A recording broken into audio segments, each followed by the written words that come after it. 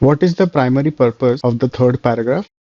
The third paragraph mentions that the tendency to complex human thought took place at the same time across the globe and indicates a common human desire, but whether this was a driving force or incidental attribute of other forces, this is a matter of debate. So overall, the third paragraph indicates that axial period brought some common change in human thought, but how important that change was, that is not yet certain. So let's look at the answer choices. Answer choice A, transformation of human thought. This aspect is correct. Doubt regarding the extent to which the transformation was a driving force in social development. The passage makes no suggestion regarding social development. The doubt here is about the extent to which this transformation was a driving force in human thought and not social development. So this answer choice can be eliminated. Answer choice B, although axial thinking indicates a shared human characteristic, yes, the passage has a reference to common human desire, which indicates a shared human characteristic, and further, the extent to which the thinking was a driving force in the development of human thought needs further clarity. Yes, that is the thought implied here.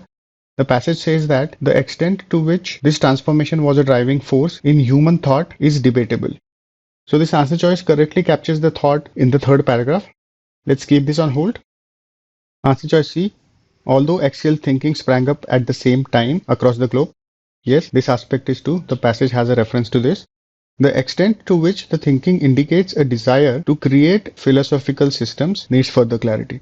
The third paragraph raises is regarding the extent to which this change in thought was a driving force in the history of human thought. The objection is not to extent to which the thinking indicates a desire to create philosophical system. The passage accepts that the desire to create philosophical systems is common. The passage doesn't doubt the extent to which this transformation relates to creating philosophical systems. So this answer choice cannot be established. Let's eliminate it.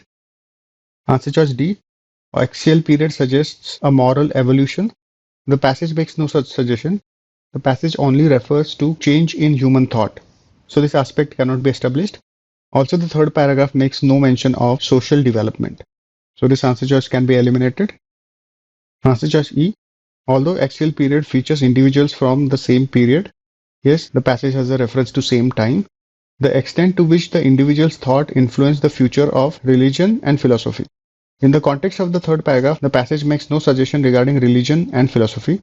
The passage simply talks about human thought and advancement in human thought. So this answer choice can be eliminated. B is the correct answer.